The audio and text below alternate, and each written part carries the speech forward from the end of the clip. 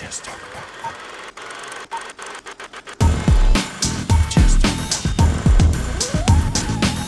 going on, Toronto? My name is Dee. I'm going to be moderating for Patricia today. We're really excited to see everyone. Are you guys excited? I mean, I feel like you might be a little more excited than that. It's just more of that. Yes. Okay, so without further ado, let's bring Patricia in. Big Toronto welcome.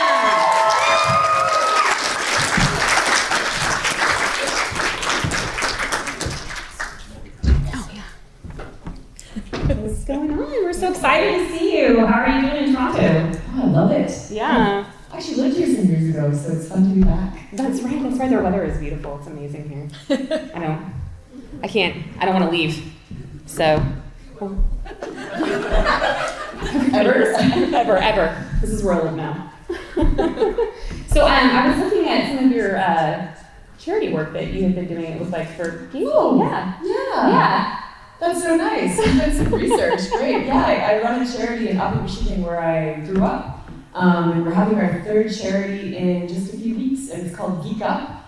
And the name comes from the fact that it's Upper Michigan, and we're Geekers up there, so it's Geek Up, brilliant. And it's kind of like a little fusion mini-con. I'd say a very small version of a convention with a couple of guests and Q&As and merch tables and stuff like that. Yeah. And what all does it benefit for? We benefit something different every year, but this year we're going to be benefiting a company that does transportation for people who can't afford their medical treatments. And so this company works entirely on volunteer, and they just essentially, give a few perks to the people who can't afford it. And I find that a brilliant cause, so we might stick with this one, actually. I think that's really great. Yeah, see? So everybody can go look it up so we can see what's going on with it. Does anyone want to ask Patricia any questions? Everybody raises their hand. Miss Lady in the white hair. Whereabouts in Michigan? I'm from Michigan. You're from Michigan? Westchester Hills. Westchester Hills. So Lower Michigan? Yeah. Yes. So do you know Marquette? Okay. I grew up in this very tiny little village called Lance, in between Marquette and Houghton. Does that make sense? Yeah. On the map, there's like Upper Michigan and Lower Michigan, the hand. And this is Lake Superior up here, and I'm about right there. So Detroit is like down there. That, I got really Detroit. tough for anybody. Yeah. I was with you when you got to Detroit. Detroit. I think there was a gentleman behind her. Yeah. Hi. Hi. Two quick questions. First one, bringing a voice to someone who's been silent for a long time, did you feel like a lot of pressure to get it right, or would you just rely heavily on the voice director? Yeah, sure. I did feel a lot of pressure, and I also relied on the voice director.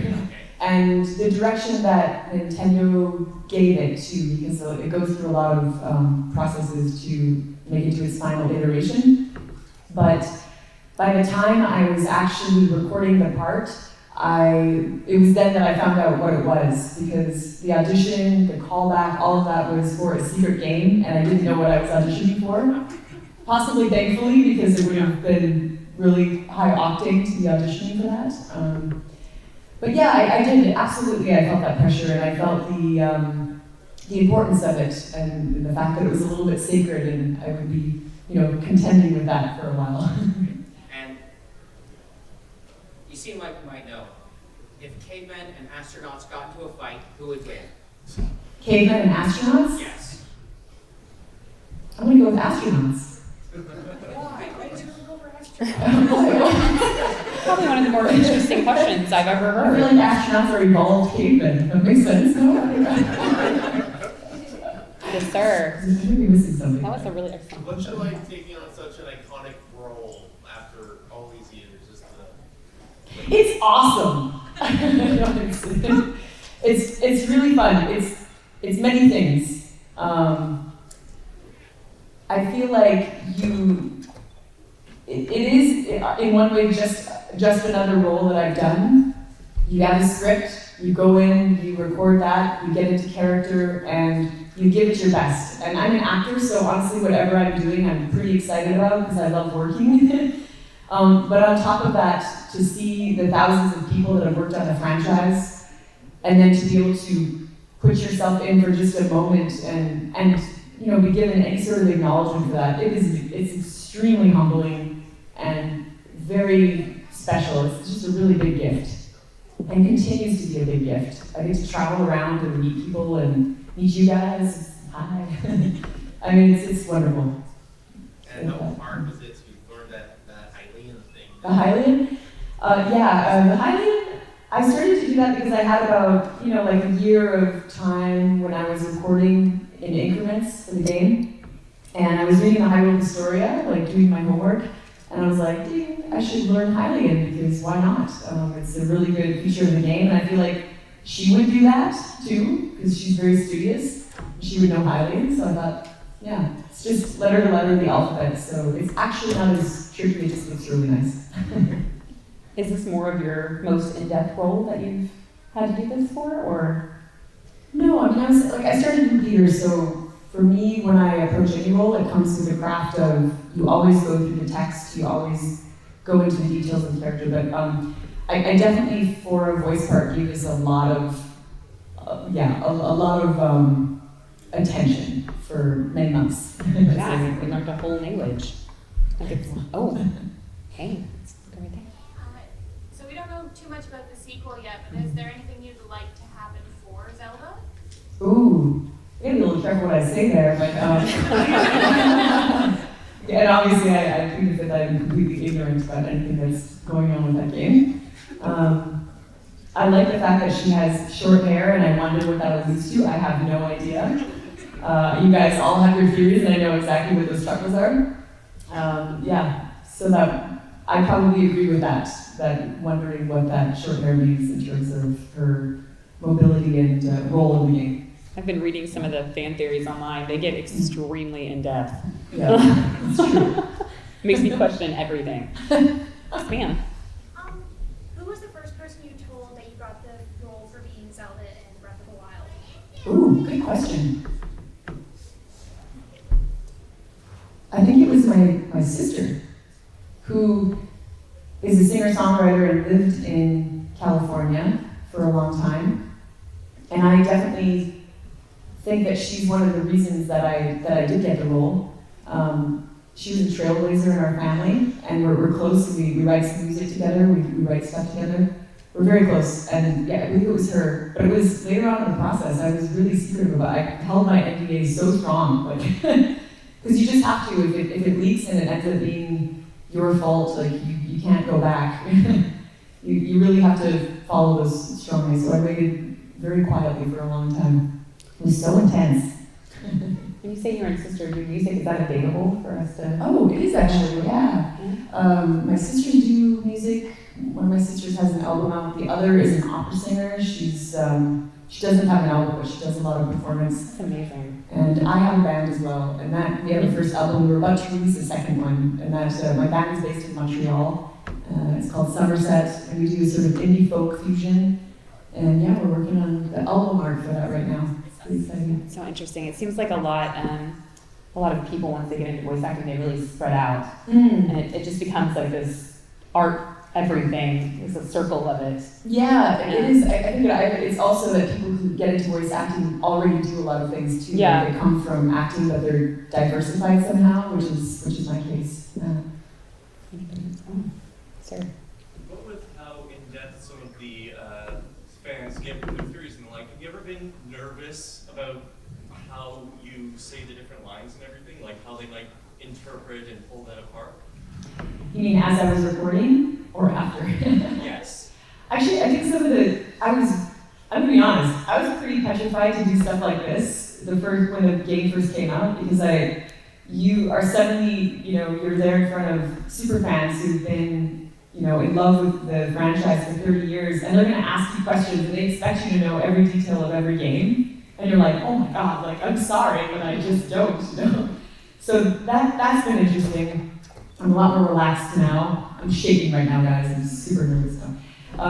When I was recording the lines, it really came down to what was given. The direction in the room was a really big part of that. And you have a script, and you have to go by what the script is and what it tells you. The way that it's written, the way that it's punctuated, that is all a really good indicator of how people want that said. And on top of that, it's a dub. So you have lip flaps that are created from Japanese, and then you have a whole team of people working to translate that script down to every possible word, so they make sure to get every bit of the meaning in there.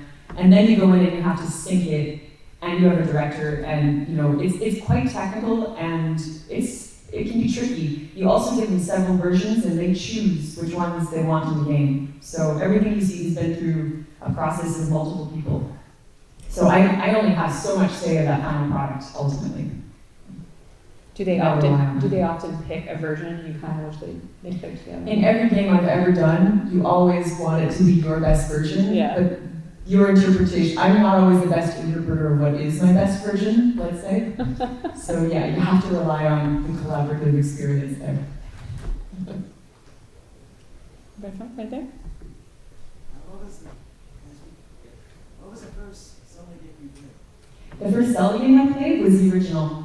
I had a NES in the house, and my sisters and I were more Mario fans, but we did play the original Zelda.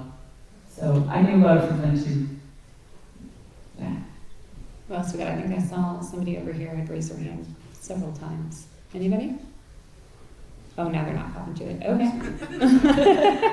I remember playing the original Zelda in a beanbag chair in my friend's basement, and it was very immersive. Yeah. I used to have a beanbag chair in my van In your for a long time in high school. I don't know what that says about me. I have an entire That 70s show in my head now when you said that. Like just the whole thing. And that was so cool. It was. Does anybody else have a question? Oh, there he is. I knew I saw somebody. This is the first time I raised my hand. Well, I didn't. I'm a crazy person. You probably get asked this a lot, but can you do just any line in the voice? Sorry. No? Okay. No, I'm governed by a lot of NDAs that people are filming, and I've promised not to manipulate any of the content. Okay. And it's not my character to sort of do that for. Some game companies are more chill about that. Nintendo is, they prefer to be more conservative about that stuff, so I very much respect them. They want you to be surprised and ecstatic the minute you hear something. Yes, ma'am. Have you played through the game? And if you have, was it weird hearing your own voice come out of it? I have played through part of the game, done about 40 hours in total, and yes it is. How did it feel training your voice to a British accent for the role? Oh, I know that must have been a new thing, possibly.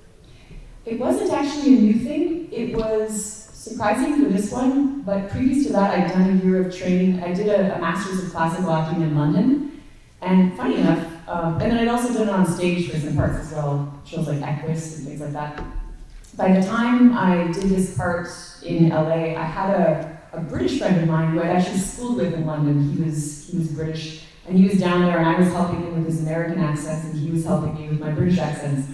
So I actually prepared for the audition with that, with him, which was very helpful. And I proceeded to go back to him. He helped me through a lot of the text during the process. I find it so fascinating when you guys can fluctuate between different accents on the, it's just, I mean, I can't do any of it, so. It's just so I usually don't interesting. attempt it without a bit of warming up, because I know what it's like to. Honestly, after I got back from London, when I was training there, I was thinking, I will never try to do complicated accents, and I'm not going to try British after training with a bunch of Brits. And then I came back, and the first thing that I landed was a British role on stage, and I was like, really? So it follows me around, it's funny. But Do you have an accent that you prefer to try to do? Maybe German sometimes. German? Pop in German a little bit. And a really, probably a really bad British accent sometimes with my boyfriend. We fool around with that really hilarious accent. I had a voice actor tell me once that he did better after he sang in the accent. I Interesting. don't know if anybody else does that. I found that extremely fascinating. I could just imagine somebody in the shower singing with their accent. Yeah, well, if it's in the shower, everything's Yeah, and bad. like their significant other comes in and they're like, what's going on? It's like that would be I've never heard that before. I've never tried it. But I can vouch for the fact that singing does give you a better ear for accents. They're definitely related, for sure. There's a melody thing. Lucy yellow shirt. Hi. Funny stories from voice acting about their actors, if they're in the sequel, Oh. I don't know how much funny stories with voice acting with other actors. Or by yourself? Like, Yeah, I have to write these down at some point so I can remember them and go, because I mean, yeah, I've got loads if I can think of them in the moment. Well, there are a lot of times when you're in a booth and you're asked to improvise and you come up with some really strange stuff and everybody's, peeling with laughter and it's like all the cut stuff that doesn't make it into the game. And every once in a while it does. But you're asked to do things like, oh, hey, we have a series of burps for you, or random death scenes that have to end in several different ways. And by the end of that, you're doing all sorts of things that you never thought would come out of your mouth. I once gave myself a neck spasm in the middle of a shouting sequence that was really intense. That's not very funny, but it's a little bit funny. It wasn't funny at the time, now I can laugh really hard, but yeah. Probably funny to everyone except for you. Yeah. Yeah. Yeah, I'm trying to think of, motion capture is constantly hilarious when you are doing work with a big helmet on your head and you have a camera on your face at all times. It picks up everything that you do. And you have to do things like if people have kissing scenes, for example, you have two people with a football helmet coming at each other, tilting their head and then pretending to kiss from the side, like kissing somebody on the side of their face. Or if you're in a pub and you're drinking beer and you're being all sly, and you have your fake cup, which is a piece of rubber with green stuff on it for a marker, and you're sitting there and you're like, oh yes. Like that, literally like that's right there. And you have to measure it, put it up to your mouth so they have the least amount of digital work to do when they stick it there afterwards. It's very funny. I was actually just doing that with somebody very recently. Can't talk about what it is, but he's playing a really sort of kind of evil bad guy, and he was sipping coffee, and he hadn't done the motion capture before like that. And we're like, no, sip it here. So because it can't get in your face helmet, otherwise the camera picks it up, so it ruins the digital information. So he was like, oh yes, and then sipping his coffee right here. That's hilarious, I don't know. I could see someone leaving and then going to get a coffee afterwards and then accidentally just pouring it all down their shirt. So good. Great coffee. I think there was someone behind you that was raising their hand. You guys are making liar out of me continuously. What about you, sir? Is there any particular role you have a lot of fun doing? Oh, I hate all the roles I do. It's so boring. No, particularly fun? Any one you had the most fun recording? Most fun recording. I really enjoy recording Ash from Rainbow Six through the whole process. Because I don't know if anybody's familiar with that game here, Rainbow Six. But yeah. I play a military badass in that, and it's we got to do the cutscenes, and Thermite and Tachanka, who's this really big Russian, guy with this massive machine gun that sprays everything. In real life, he's just as big and just as Russian and just as excellent a person. And he sounds just like he does. He's like, oh, he comes in the studio and he's so amazing. So he picked me up. I felt like I was this big. It was really funny. And we got to work with SWAT people to actually train the guns and train the actual tactical stuff when we went in, or we were rappelling from helicopters, which is, actually just a bar with a little ladder that you go up, and it's supposed to be a helicopter, and you're pretending that there's wind and everything. But getting real training like that is super fun for me. I love that. So probably that's one of my highlights. One of them, but I love them all, honestly, and I love that kind of work, so. See, now that you've said this. Yeah. Because I didn't know that. What all training have you done besides the SEAL training? Was there anything equivalent to that? I mean, for acting? Yes. Well, I did, but now I'm not sure if that's what I meant. Before I was an actor, I was a competitive ice dancer, right. So I do use that sometimes when I'm acting. I feel like I gravitate towards more physical stuff. I am Glock certified, which I did on my own. Do a little bit of archery as well. Just trying to think if there's anything else weird that I've done next, actually. No, that's pretty much it. Pretty much just slinging arrows, that's it. And then just the normal acting stuff that you do. A little bit of flying trapeze, I guess, a little of that. I am completely in the wrong profession. Acting schools are very sophisticated. I think it was in Denver, if I recall, yeah. It just fascinates me. Anybody else? I see you, but I'm going to come back to you because you already did one. So. Yes. Yes.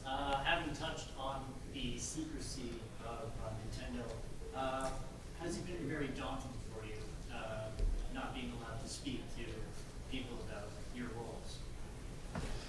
Has it been daunting for me to not be allowed to speak to people about my roles? In general, I have an NDA for almost every project that I do because it is so video game related. So on some level, I do get used to just dealing with NDAs constantly. But it can be tricky when you're asked 100 times in a day whether or not you can, speak about this role. And I'm never quite sure what to say because I would love to give people information that I don't have, And it's funny that I'm the forward face for it sometimes. But it's a role that I accept, it's something that's done. That's why I'm here in a sense. Yeah, it can be daunting though, I will say that, for sure. Oh, now we have a bunch. Let's talk about Rainbow Six. So I just have Thank to you. ask because Siege brought up. I know you dabbled a little bit. I remember from your off-topic panel. The off-topic, yeah. Have you been continuing to play Siege? Oh man, no. I know a lot of voice actors for the game don't continue. It is so hard unless you really get into that. And I was trying to play on PS4, so I was just like, that was me with the gun. I was like, I can't do this. I'd rather do that in real life, just dance, It's crazy. I have a really good time watching pro players though, and I know a lot of them now, and I follow them, and I fan out when they, Like I go to the Siege Invitationals, and, Alfredo, he's, I'm like, hey, I'm a big fan. I still watch his stream almost every day. So. Oh, awesome, yeah. He's a cool dude. Have there ever been a time where you almost gave something away for a role that you weren't supposed to? Oh gosh, probably several times. Think about what they would be though. Usually with video games, I tend to err on the side of a little bit too paranoid. And public voice anywhere, I tend to be extremely paranoid about that stuff, so yeah, not so much. Not so much these days, because I've had, in the last years, I've had those kinds of NDAs. No, nothing worth noting that I've done, I guess. It's always in my mind. I always feel like I could slip it out, but it stays in, guys. I don't have holes, luckily. I think it's interesting when people ask you these questions and then someone asks something and every now and then there'll be a voice actor and I know that person has just guessed it. And they're like, nope, I can't talk about that. But you know that person is a genius and they just kind of figured it out and they just said it out loud. Because you guys are so into this stuff, you know everything. What are you implying? Yes, ma'am. Is there any iconic video game role or type of role that you haven't played yet that you'd like to do? Played as in play or played as in play? Like performed, I guess, rather than playing, yeah. If sheer Princess of Power was made into a video game, I'd be all of that. Ooh. Everybody got really excited. So Now everybody tag Patricia and tag her with. No, she was my first. She's so amazing. Have you watched the new cartoon? I have, yeah. It's really impressive. I've seen a lot of the cosplays this weekend for Shira, yeah. It's brought it back. It's a thing now because of that cartoon. I'm really excited for Dark Crystal to come out. If that was a video game, I would definitely be a dolphin. I would be like, yeah. Yes, sir.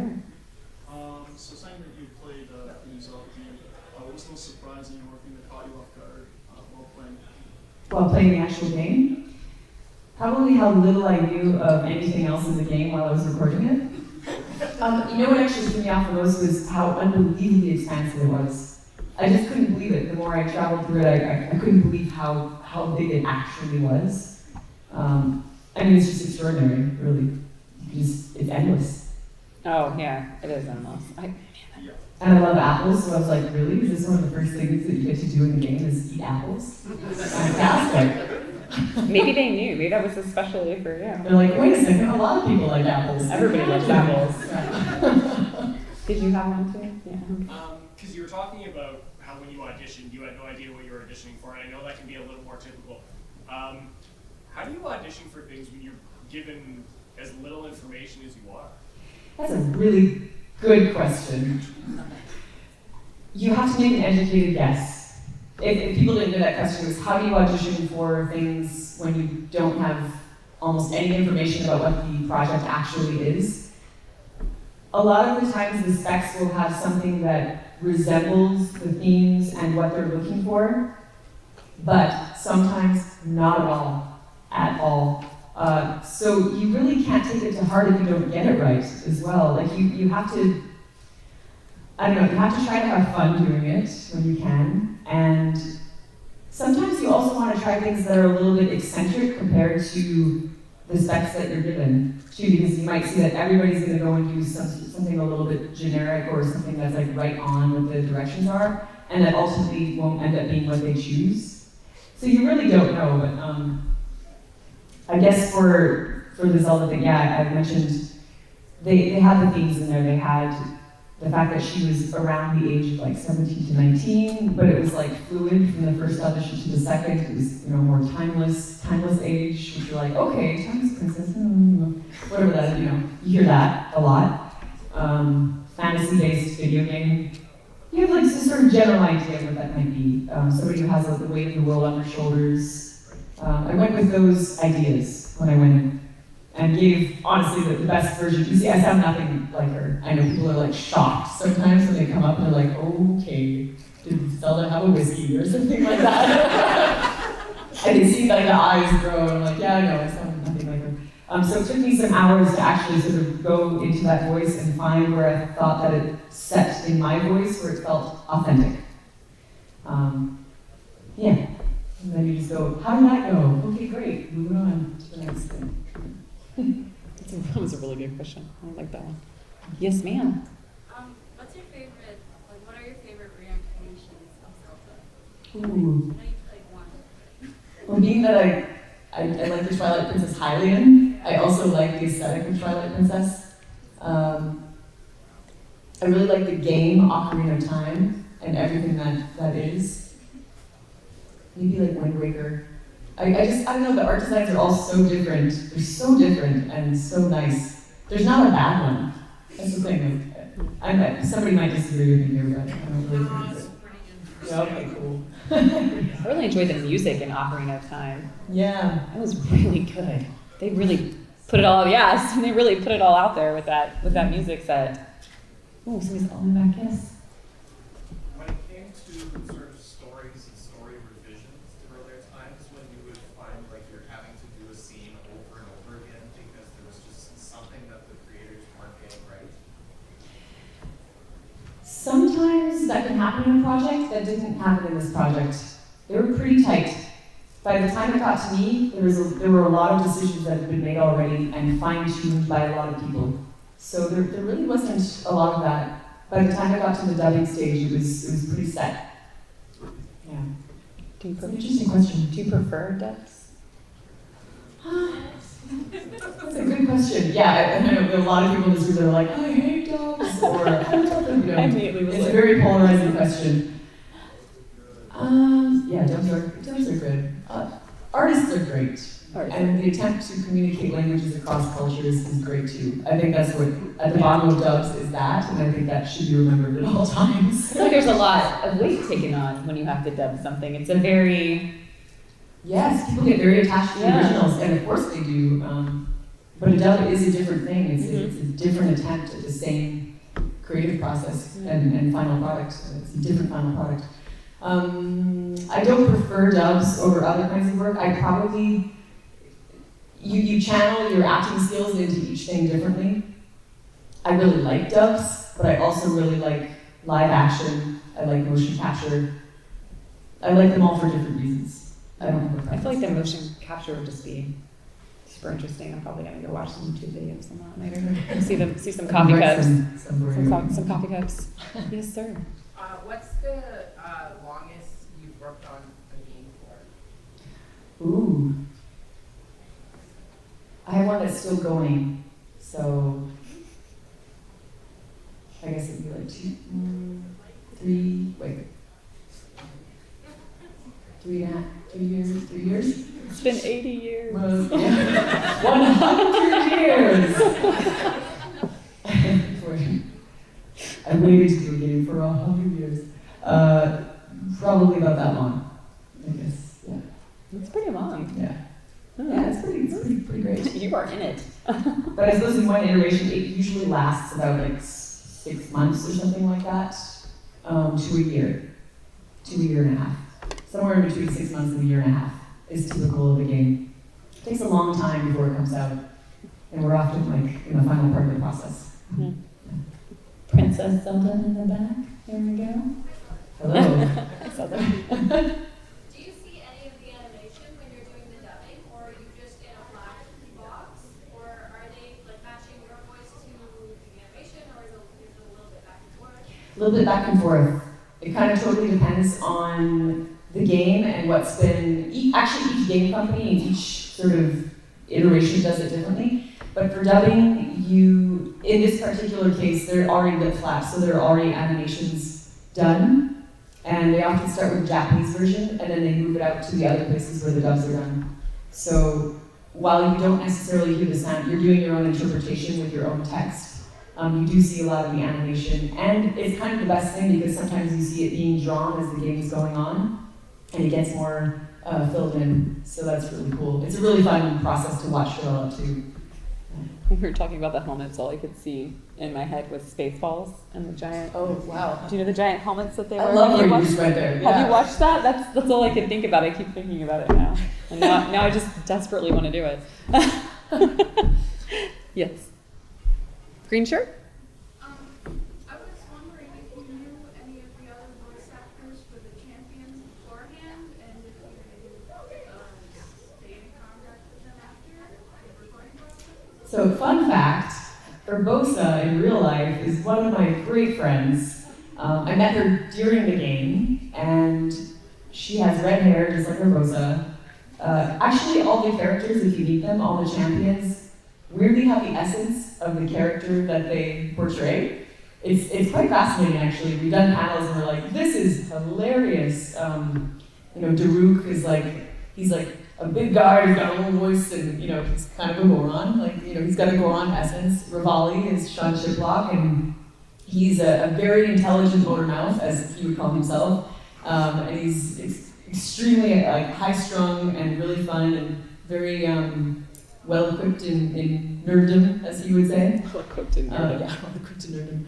Trying to think of other ones. Yes, and Elizabeth Maxwell is like a graceful redhead, very elegant, strong, plays a lot of female warriors, and she's also a warm-hearted, good, true person. So yeah, no, it's really fun. Actually, the whole cast has in fact kept in touch after recording the game. I'm not sure we knew each other before, but it definitely brought us together afterwards. Okay, you've had a very diverse career. Obviously, you've done acting, voice acting, stage, music. Do you have any advice for aspiring artists, be it motivation or inspiration, how to command presence? Oh, those are all, yeah, I have a different saying for each of those. Depends on where you are in your career, but I would say, for me, one of the things that I learned doing this career was that diversification was survival for me. And also, I've never just done one thing, and so I had a lot of people say, you have to be niche, you have to go and you have to just do voice acting. And I was like, yeah, I said that, that's never been my experience. I've always done 3 to 4 things at the same time, and I've said yes to everything that comes my way within reason. I mean, you do filter projects that they're not going to get you to the right place, or they don't feel right to do. They don't have the right team, or you have to be careful with that stuff too. You have to protect yourself.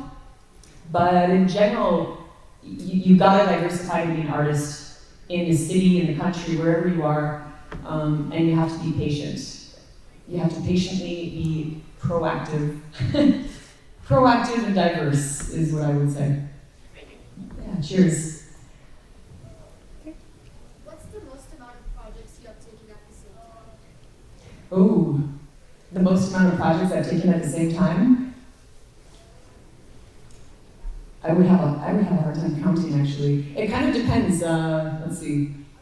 At any given time, might be working on like a series, you know, a video game or two, and then I often get contracts like 48 hours before they happen for radio, and then I'll always be running something or possibly collaborating with somebody on a thing.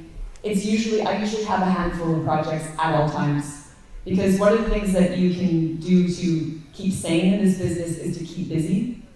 And you never know when you're going to be working again. I'm sure you've heard people say that, but it's absolutely true. You can be flying along and then, you know, then there's just nothing, and you need to keep yourself going. And the best way to do that is to create your own work at the same time. So to ride that wave, yeah, that's why I'm always like, I'm writing music or I'm doing something for myself that really feeds me. But yeah, always doing multiple projects. I've never known myself in the last like 10 years to not be working on multiple things at the same time. Do you have something you do that like relaxes you, like a special hobby or something specifically? I should do more of that. Should you? Yeah. Play Sage. Yeah. So relaxing. Yeah. Well, for some people it is. Some people it is, yeah. I like massages. I like nice walks on the beach. Pina colada. I'm on board with this. I'm on board with all of this. It's a trifecta of awesome relaxation. Music. To answer your question, music and yoga. I do yoga, and when I have time, I'll do as much yoga as possible, and that's really great. Really great to keep your breathing. In case you have to climb up a ladder and jump out of a fake airplane. Yes, helicopter. Helicopter. Thank you. Yes, sir. Have you ever had to give up a role because you've been too busy with other ones? Yeah, several times. It's the worst. It's worse to get work and then not be able to do it. Any exciting ones that you were excited about? That I had to give up? Ooh, I haven't thought about that for a while. I try not to think about it, honestly. If I know that there's something that I can't do and it didn't go my way, I consider it fate, usually. And I'm like, moving on.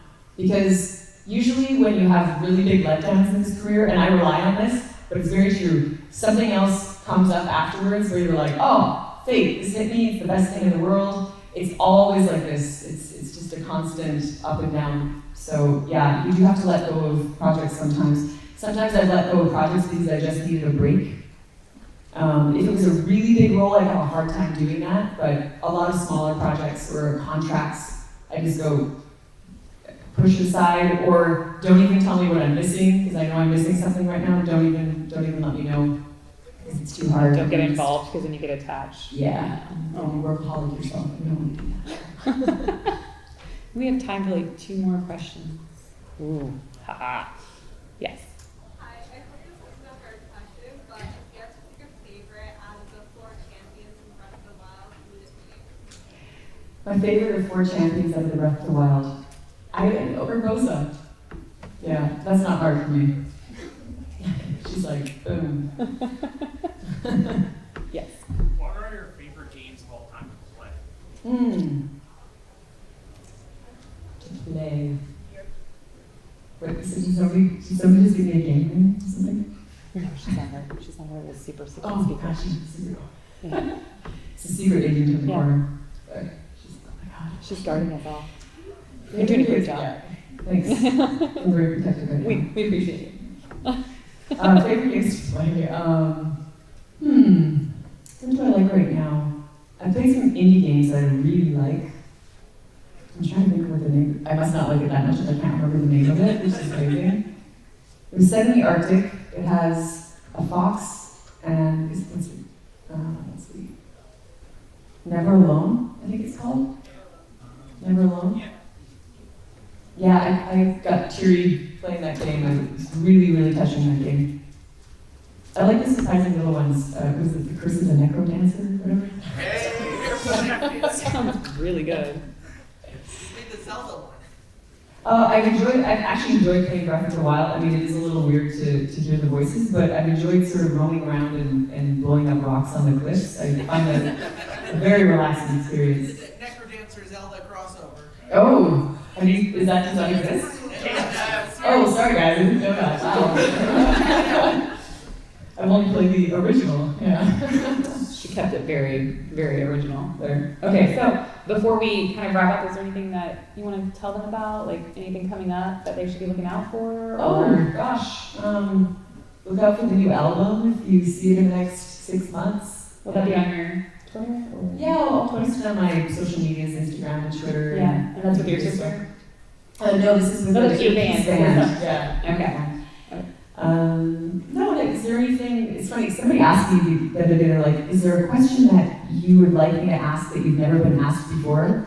And like, I was like, wow, no, I have no idea. It's such a great question. And then I put it out to them, so yeah, I can't put it out to all of you at once, but is there anybody else who has like a burning question or something that they want to find out? So you learned how to write Hiley script. Like, how long did it take to actually do that? Like, the games actually. I can't actually count the hours because it just sort of happened. I took the script, so Zelda Universe has this incredible ability to extract all the Hylian languages off the game, and they actually took the time to do this, and then they put it into a font, so you have to do very little work. You go on, you can find the font, and letter to letter what it translates. And so I'd wake up in the morning during that year, and I would just take a cup of coffee, and I would write my ABCs. And then I would start to read text that I already knew in Hylian and be like, oh, okay, what am I, how easy is this or hard? And then I can start to write it. So, and now I've had lots of practice, so I can write it pretty quickly. Has anybody come up to your table and had a conversation with you? In Hylian? Yeah. Well, the thing is, like, there is no verbal language of it. It's only written. So do they write it? Like, we're asked you to write it on your... They do, yeah. On your... Yep. So I write a lot of that. Oh, you want some, don't you? Yeah. It's different. It's different. It's not something that you normally get when you go to get someone who inspires you from a game to sign something. That's not something that's normal. Well, I kind of figured at least I would be, because, I don't know, if you come from a series where, Star Trek or Game of Thrones, there's no languages Leon, something like that. And I was like, well, yeah, they bothered to create several versions of Hylian, I should probably learn one of them, and if it's not that complicated. And it's beautiful calligraphy, so. I have multiple times heard people having entire conversations in Cleon during conventions, and it is just, I just sat there and I'm like, understand? Oh no. I mean, Deep Space Nine is like my favorite thing ever, but I can't understand it, and it's just I'm standing here and I'm like, they're talking about me, I just know it. It's like when you get your nails done, you don't know what's happening. Yeah. But I want to learn Cleon so I can just talk at the con and just say whatever I want. It sounds fascinating. But I just feel like the script that's a whole nother level. Oh, thanks. Script. Yeah. I take my job very seriously. Yeah. Are you going to be at your table after this, or? I am, and thanks for all who come to visit me this weekend. It's been so awesome meeting you, and I feel like I'll see some of you after. Yeah, I'll be probably coming in like 15 minutes back to the table to the final stretch before flying home. Yeah, it's been such an awesome weekend, guys. It's been so great. Thank you for the warm welcome, and I hope you've massively enjoyed your convention. Well, we really appreciate you. Cosplay is. Oh my gosh, I've seen so many Zeldas. Yeah. Well, they're all amazing. All of it, like even just in this room. Yeah. Well, you have a vast array. It seems like Zelda really crosses over into a lot of fandoms. Yeah, totally. Yeah. Well, we really appreciate having you, and you guys, you gotta go check out her table and get some Highland script, because, I mean, nobody else is gonna do that for you, so. Thanks, yeah, it's good reason, yeah. Thanks so much, guys.